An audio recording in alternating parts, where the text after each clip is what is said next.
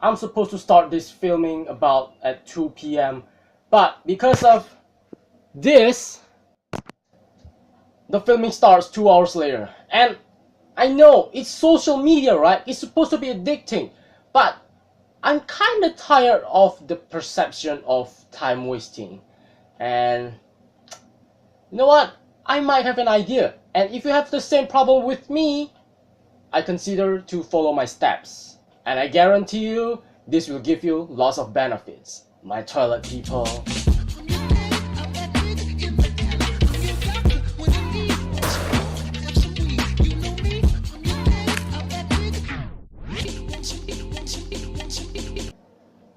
We the millennials seems like can stay away from our phone even for 30 minutes. We spend most of our day on our phone and majority of that time we spend on social media. With the evolution of our technologies, everything can be done on our phone. All we need is phone and life will be much easier with it. And now, with social media being used by everyone in this world, seems like we are totally glued to our phone. The main question is, what will happen if we take a step back from social media or even from our phone? Will it make our life better or worse? So the reason why I'm asking this question is simply because I have an addiction towards social media and I hate it. I went to the stage where I can make it through dinner, I can make it through movie, I can even make it through work without social media. Every 10 minutes, my hand just pick up my phone and just scroll through social media without even thinking. What I can say is it is an impulsive instruction that I've planted inside my brain to do this bad addictive habit. This thumbing activity is a time-burning activity, and to be honest, it is a really fun way to waste your time. It's just scrolling through social media every single day. I use my phone for an average of 5 hours and 12 minutes a day, and most of that time I spend on social media. The social media I use are Instagram and Twitter. I spend for an average of 72 minutes a day on Instagram and 53 minutes on Twitter, and combining them at 125 minutes a day just between Instagram and Twitter. That's half of the time I spend on my phone. But why we use social media that much? Research shows that we use social media so much because of this term that they call FOMO, fear of missing out. From social media, we can get news, ideas, entertainment, and socialization. With this much we can get just from one platform, we create a thought inside our brain to get as much information as we can. But let's be honest, do we need to know that much? I mean, does it benefit me when I know what millions of people are thinking about one particular case? Or maybe knowing that some of my friends are having a really great time together? I mean, why do we need to know this much? It doesn't make me a better person, but it rather makes me more stressful because apparently I know that half of the world are thinking contradictive with my ideas, or maybe some of my friends are having a great time and I intend to, compare my life with their life. For me, spending time on Instagram is way more fun rather than spending time on Twitter. Here's the secret. Our brain can process pictures faster than processing hundreds of characters from Twitter. Also, it is more destructive to spend more time on Instagram rather than spending time on Twitter. Let me tell you why. You see, on Instagram, they have a feature called Instagram Stories. Looking at people's Instagram stories are just the same as looking through their personal diary. And when you look through someone's personal diaries, there's some tendency to compare our life with their life. And it's not just about the social media itself. The other reason why I check my phone excessively is because of the anticipation of something that could happen. Maybe someone messages me, or maybe one of my videos gone viral.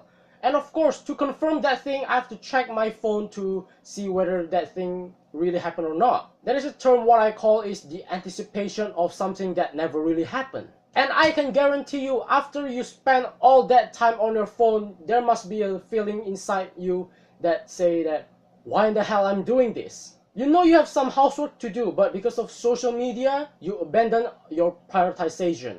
And yes, after this all explanation, I can say, social media is just too much for my brain. I felt like I need some distance from social media or even from my phone. I actually did this once a couple years ago, and it's just a matter of time to bring this thing back. 30 days of social media detoxification. And if you have the same problem, I encourage you to do this challenge with me together. I will give you a month to step away from your social media or even from your phone. After that, you can compare your life before this challenge and after this challenge. Is your life getting better after the detox, or is it getting worse?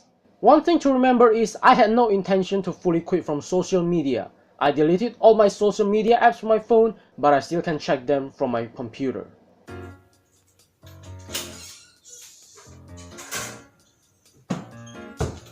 The first week was always going to be the most challenging part. The compulsive habit of picking up my phone is really distracting. Every 10 minutes, I pick up my phone without thinking and swipe through the screen to look for my social media. I searched everywhere until I realized that I had deleted everything. I know I will still pick up my phone every 10 minutes if my phone is in front of me. So I create some distance by leaving my phone on my drawer when I'm working and leaving my phone at home when I'm going out. Every time before I go out of my house, I always do the pocket tap. Even when I know I left my phone behind, my brain still made me to do the double checking. On the second week, I finally can reboot my brain to stop the compulsive habit of checking my phone. Not checking social media made me lost interest in checking my phone. It's like a domino effect. My brain realized that nothing is going to happen in my phone. The amount of time I spent on my phone during that time was reduced drastically. Clearly, social media is my only problem of me complaining about having no time. But is it only about social media?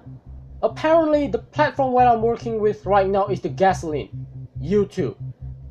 My stats shows that I spend almost 2 hours a day on YouTube. That's twice the time I spend on social media. But days and days have gone by, and at one point I was getting tired with my phone laying down on my desk with no job to do. So I decided to shut it down for the rest of the detox. It was about 9 days before it's over. So, after 30 days of social media detoxification, what did I get? First of all, let's talk about the one and only bad thing about this detox. The only bad thing about this detox is I lost every connection I had with the people who are far away from me. You see, most of my friends that I'm talking with right now are on the other side of the world, and the only platform that we use to talk to each other are through social media DMs. So once I deleted my social media, that connection also instantly gone. And I really miss that connection I had with my friends. Now let's go to the good part about this detox. The good part from it is I can spend more time to do things that I have wanted to do. Do you ever feel like you want to do something but you never have the time to do that thing? Well, the reality is you do have the time, but the priority you choose to do something is the real problem. You see, we prefer to scrolling through social media rather than doing things that are more important to us. During that time, I can work more, I can do things that I have wanted to do more, and I can exercise more, I can do many things more because of not going through my social media. The point is, for me, this social media detox really helps my life to make my life better. So far, I don't have any paranoia feeling when I leave the house and knowing that my phone is not near me. Also, I have no dependency towards my phone anymore. Most of the old school things that I did when I was a kid, it just came back to me again. I start to write my to-do list, I start writing down on my calendar about my plan list, and hell, I even use this clock as my alarm. So, to answer the question that I asked at the beginning before this video started, does taking a step back from social media a good thing or a bad thing? Well, for me, I can say it is a good thing. Sure, I lost all connection and interaction from the outside world, but I can focus more on myself. I don't care about what my friends are doing or what the world are thinking about. It definitely feels like a heavy burden is being lifted up from my shoulder. I felt really peaceful without my phone, but that question is for you to answer, because that question can be only answered by you. If you're doing the detox, let me know in the comment section, or maybe you can find me through my social media. Let me know how does the detox really affect your life. But other than that, I hope you have a really great day. And as always, I will see you again in a funny paper. Peace! Young when a young sinner, peace when I'm done, in a head spin, a cash spin, a brother, I'm the bread winner, bread, but I run, that you and be the soul son, a Johnny Glover, weapon of an